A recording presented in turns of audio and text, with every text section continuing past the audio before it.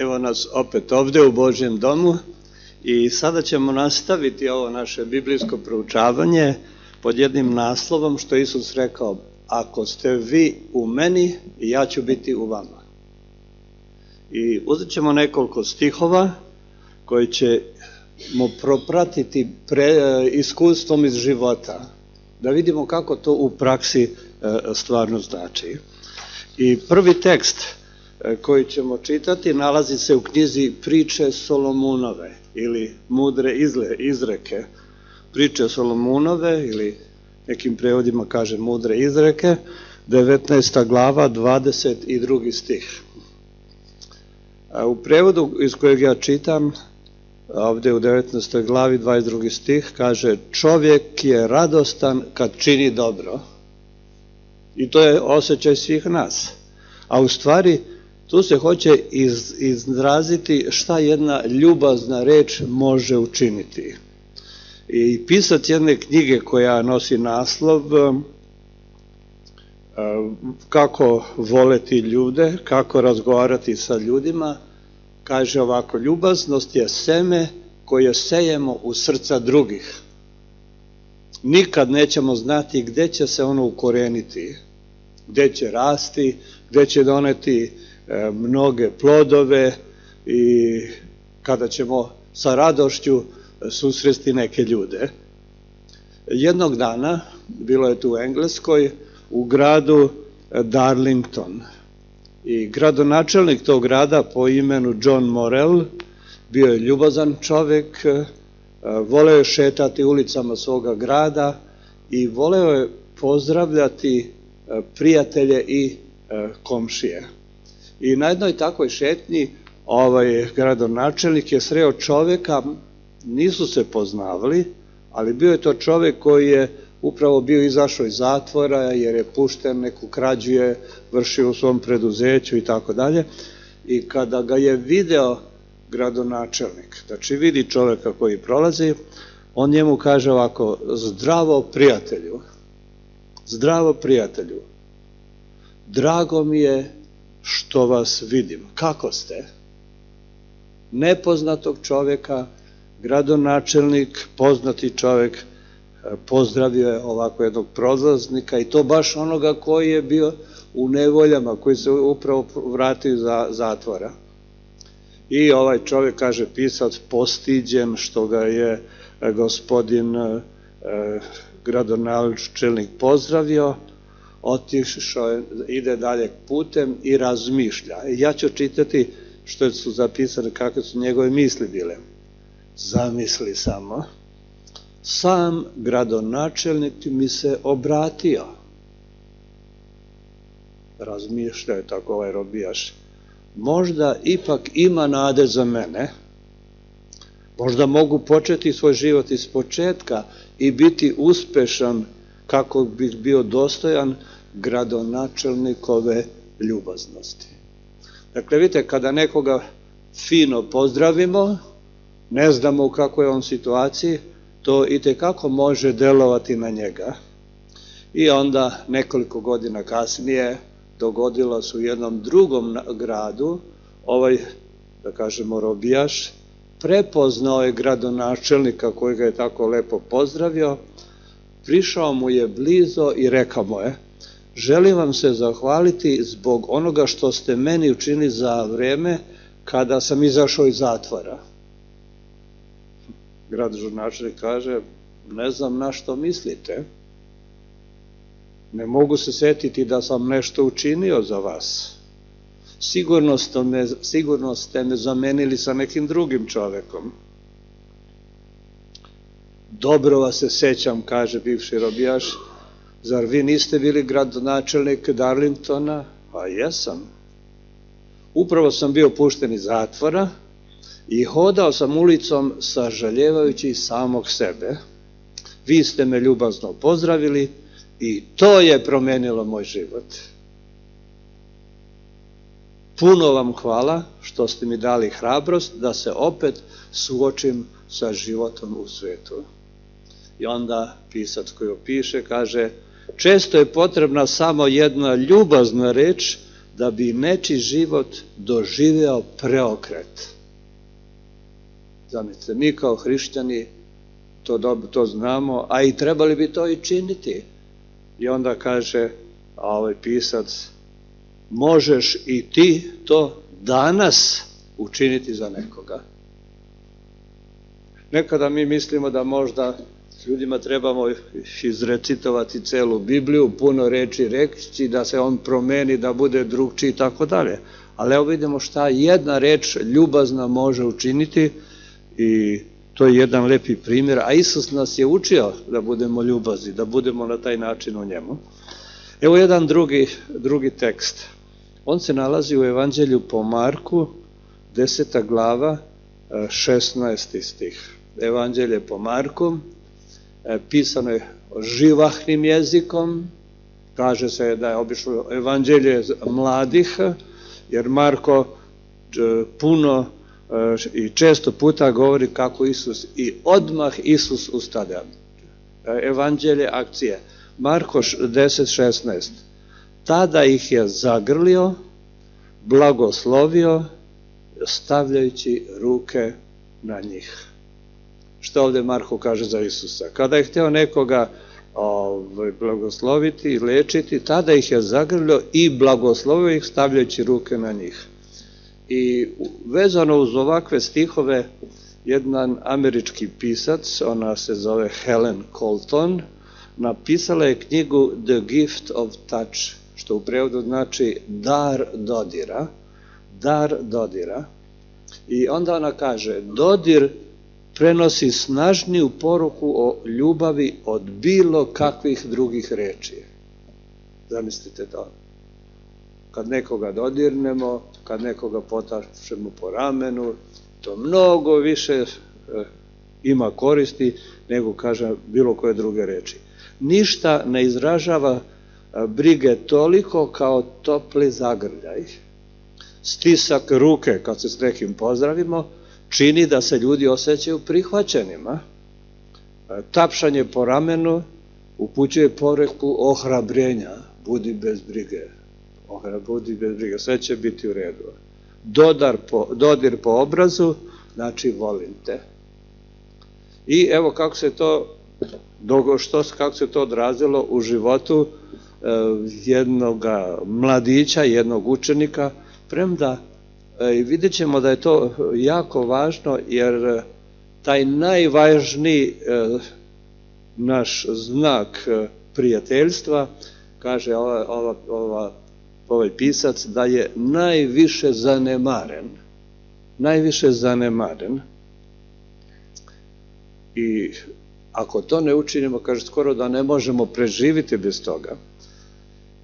I evo što je bilo. Jednog dana u školi, u Hamburgu, u Nemačkoj, državnoj školi, među đacima nalazio se jedan dečko koji se zvao Paulus Hasel, koji je bio Jevrejin. Roditelji su ga dali ovu jevrejsku školu, državnu školu u stvari, u državnu školu da tamo malo više znanja dobije nego ako bi išao samo u jevrejsku školu, i on se bio je tu sa ostalim drugim đacima. I jednog dana pred Božić direktor škole je rekao đacima, za idući čas svi da naučite priču o Božiću napamet. I onda ćete ovde u razredu govoriti. A onda je prišao blizu ovog jevrejskog mladića i tiho mu šapnuo, Paulus, ti ne moraš to uraditi, jer ti nisi hrišćanin, ti si Jevrejin. A on je rekao, hoću i ja, ništa mi to neće smetati, i ja hoću. I on je naučio, dobro je to naučio, i sad kada je došao taj sljedeći čas, onda je jedan đak govorio, pa drugi, treći i tako, i kada je došao na red do ovoga Jevrejina, Paulusa, on je tako lepo to izrecitovao, tako lepo to govorio, da ga je direktor zagrlio i poljubio u obraz i rekao, odlično si uradio. Kad sam ovo čitao, onda sam mislio, pa ja sam dugo godina bio profesor i u srednjoj školi i na fakultetu, i nijednog đaka nisam poljubio do sada. A ovaj direktor je to učinio i znate što se tu dogodilo? To je toliko uticalo, piše ovaj Pavlus, Kasel kaže, nikad neću zaboraviti taj poljubac. Sama činjenica da je hrišćanin poljubio malog Jevrejina, na mene je ostavila dubok utisak. Zamislite, vidite koliko mi nekada ne pazimo, moramo uvijek paziti na svoje reči, da ih budemo ljubazni, da ono što činimo bude stvarno kao što bi Isus učinio, jer strašno može biti nekad ako nešto nepažljivo uradimo. Na mene je to ostavilo dubok utisak i od tada, piše ovaj pisac, ovaj učenik je u srcu osjećao simpatiju prema hrišćanima. Zavole hrišćane i vrlo se zainteresovao za hrišćanstvo. Toliko se zainteresovao da je prešao hrišćanstvo, postao propovednik i počeo raditi među Jevrejima. I onda pisac kaže, od trenutka svog obraćenja Paulus je postao revni misionar, revni propovednik, krstivši 262 Jevrejina samo za 2 godine rada u gradu u kojem je živeo. Vidite, braćo i sestre, što mi sve možemo učiniti ako smo u Hristu. Hristos kaže, vi u meni, ja u vama. Sve u redu onda. I onda pouka iz toga kaže, gdje god postoji otkuca ljubavi i simpatije, gdje god se srce otvara da blagoslovi i uzdigne druge, tu se otkriva delovanje Božjeg Svetog Duha. I onda pouka kaže, druge možemo ohrabriti nežnim dodirom kojim govorimo da nam je stalo do njih. Kratak dodir pomoći će nam da se povežemo i budemo prijatelji. Dakle, silne stvari možemo postići mi koji smo Isusovi, koji smo u Isusu. Evo jednog drugog teksta, jednog drugog biblijskog teksta koji se nalazi u Evanđelju po Jovanu, 13. glava, 34. stih. Znate da se tu govori o onom velikom događaju koji hrišćani trebaju činiti iz ljubavi, u znak sećanja na Isusovu ljubav. Jovan 13:34 kaže Isus, kao što sam ja ljubio vas, ljubite i vi jedan drugoga. Dakle, vidite, ništa veće, ništa bolje, ništa lepše. Kao što sam ja ljubio vas, ljubite i vi jedan drugog. I šta se dogodilo da ilustrujemo ovaj tekst? Jednog petka mladić po imenu Tim molio je svog oca, koji je bio pastor, da mu dopusti da provoza auto, da vozi tatin auto. Molim te, tata, pazit ću. Ali nije bio dovoljno pažljiv, okretajući se na parkiranju, jednu malu greogrebotinu je napravio na braniku, a njegov otac kad je to video, kaže pisac, pobesnio je.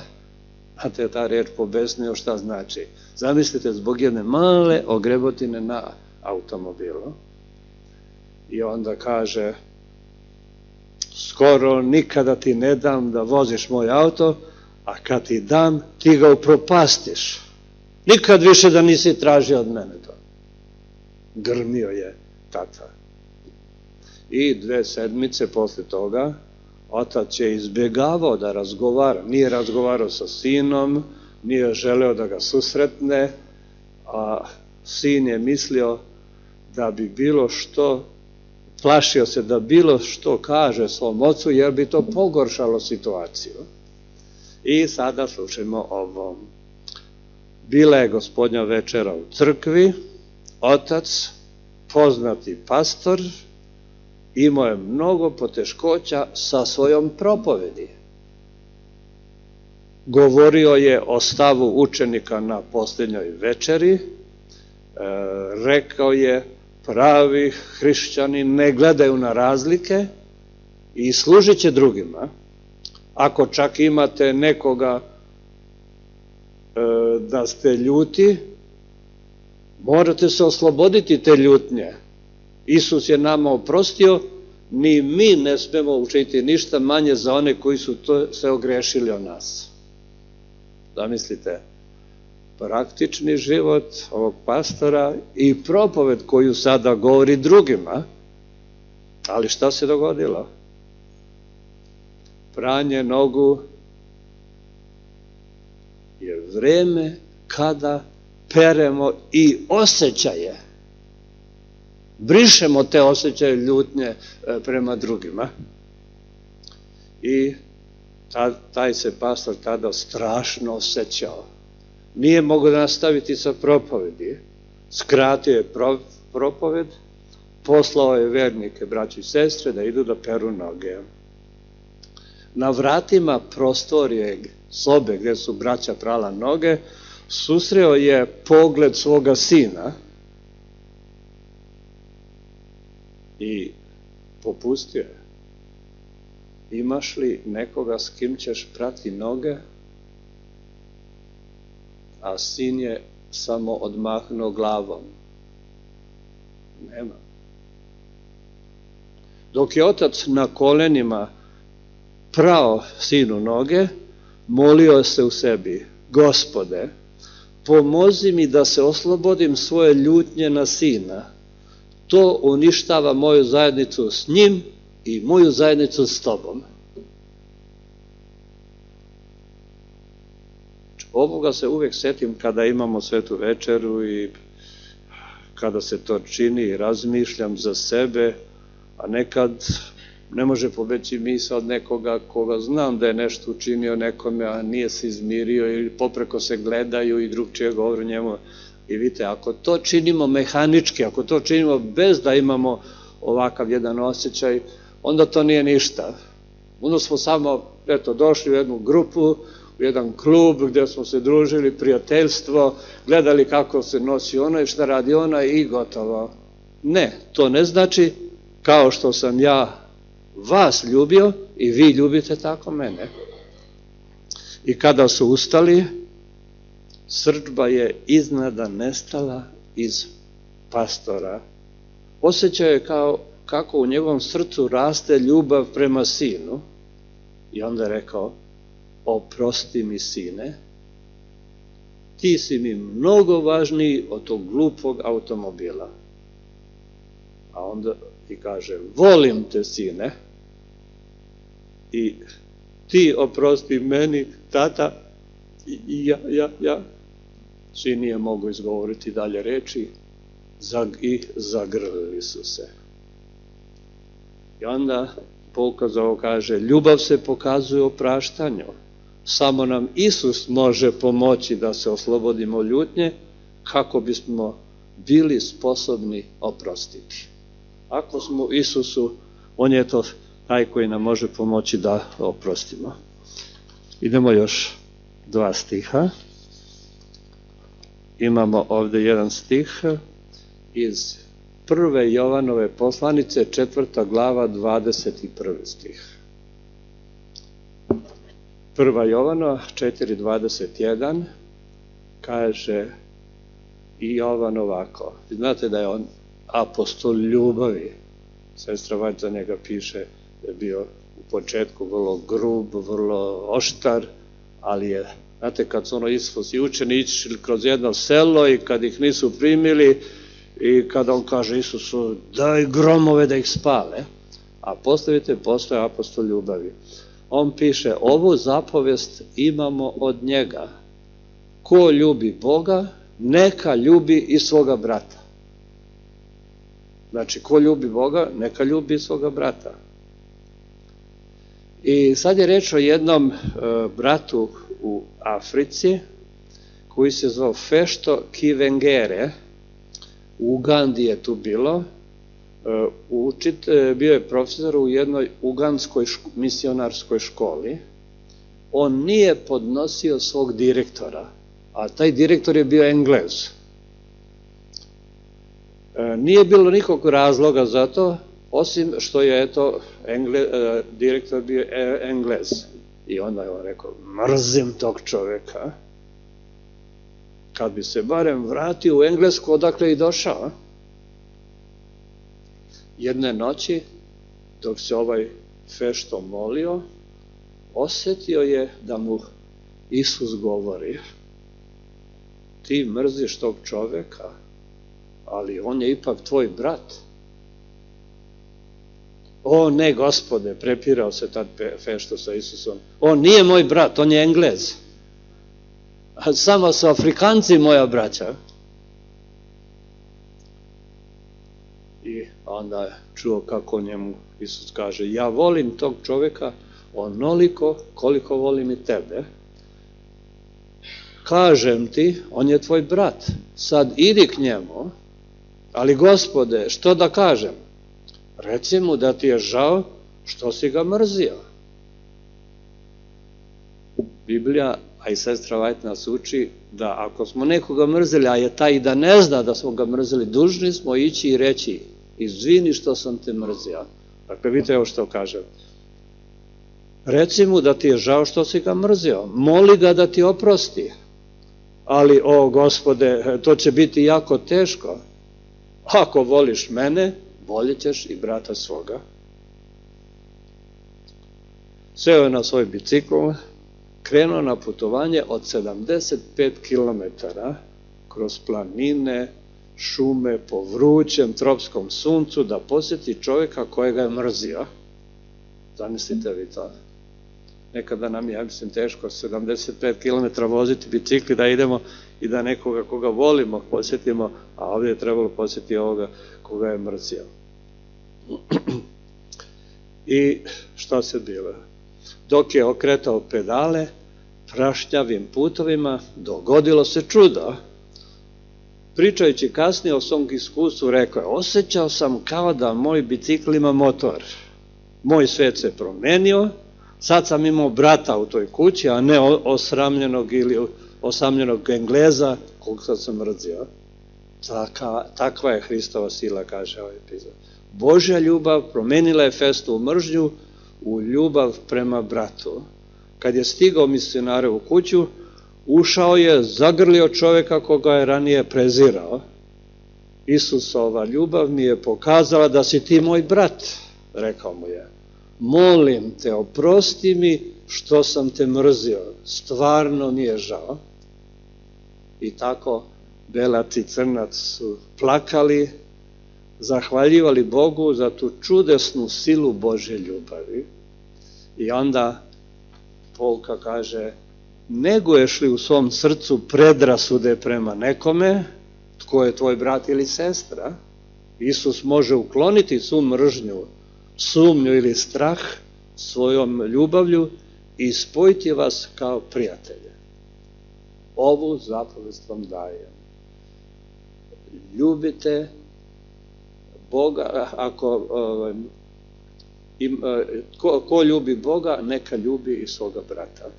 Znači, evo jedne poruke Božje za nas.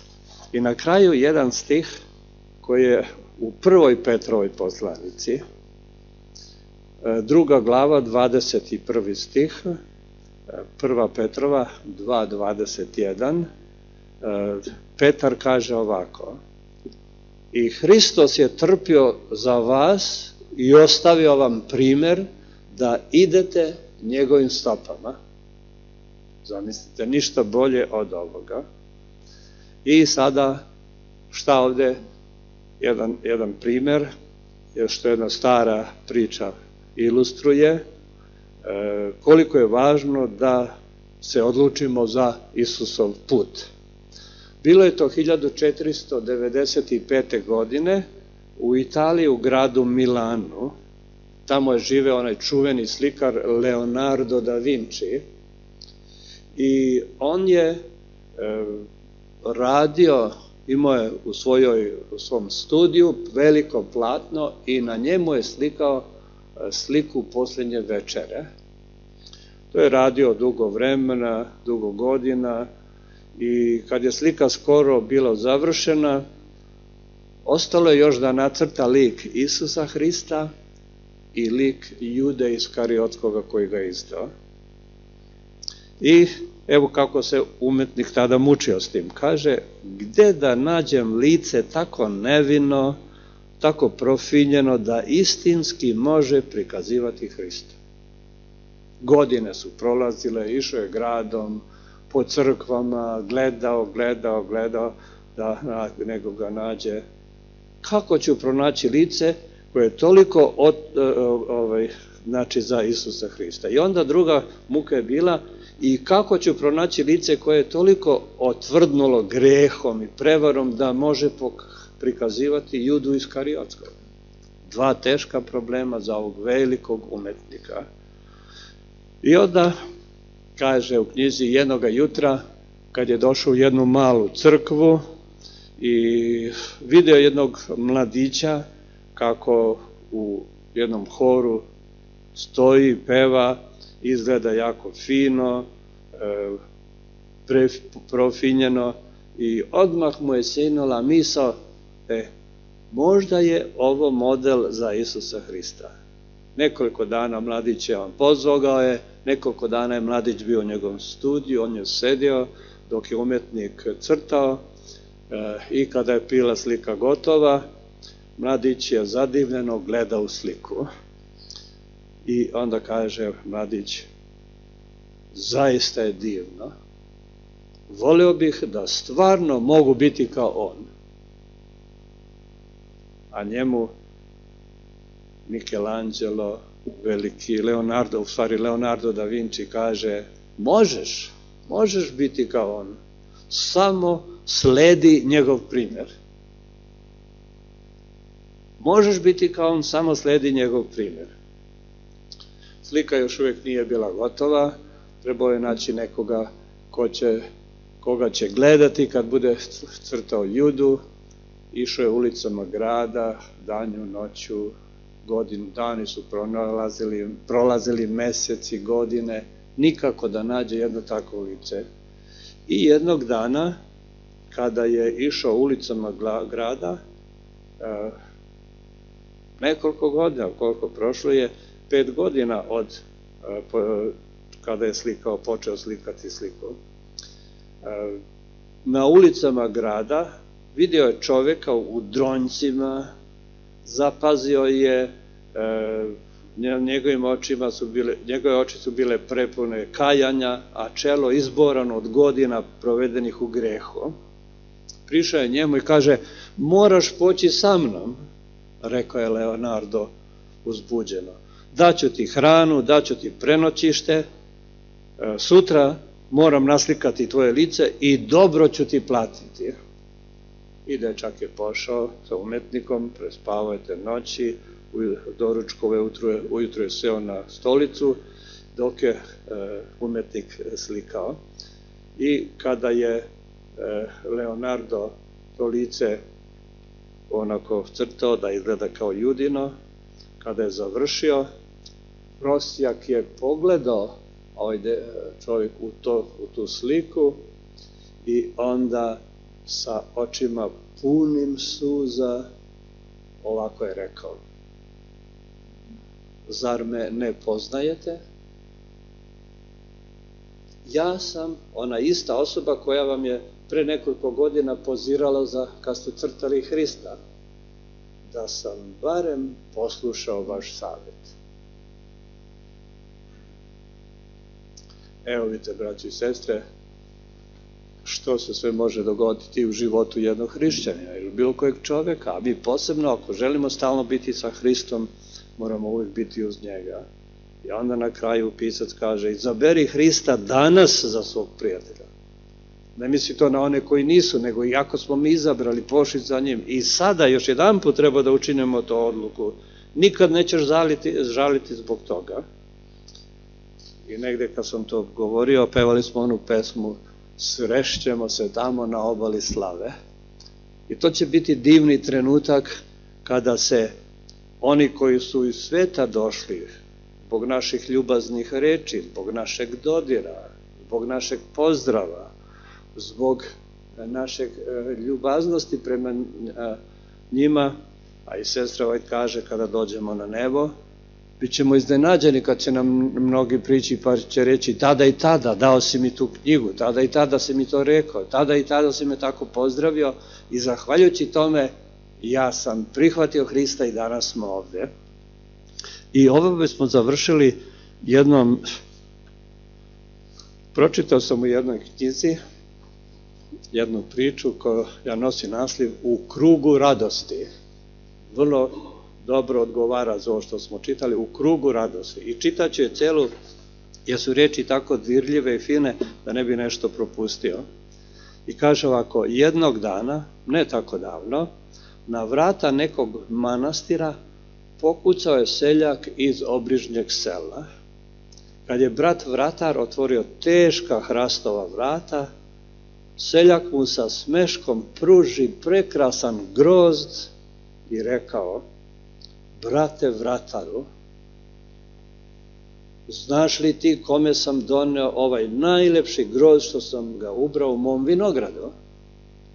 Upravitelju manastira ili nekom drugom bratu iz naše zajednice. Ne, tebi sam doneo. Meni, radosna lica, ozarena lica, se iznenadio brat vratar. Zar si ga baš meni doneo? Naravno, tebi sam ga doneo jer si me uvek ljubazno i prijateljski primao kad sam dolazio zatražiti neku pomoć. Htio sam te malo razveseliti ovim grozdom. Učinilo mu se da je i sam obaćan rumenilom sa tog lica od ovog vratara. Brat vratar je grozd stavio na jedno vidljivo mesto i cijeloga jutro gledao sa divljenjem. Grozd je zaista bio prekrasan i odjedanput njemu padne na pamet zašto ja ne bih ovim grozdom obradovao našeg upravnika manastira. Uzeo je grozd i odneo ga upravniku manastira. Ovaj upravnik iskreno se obradovao grozdu, ali uskoro se seti starijeg bolesnog brata u manastiru pa je odlučio odneću ga ja njemu, neka se on malo zasladi. I tako je grozd ponovo pošao dalje. Nije međutim dugo ostao ni u sobi bolesnog brata.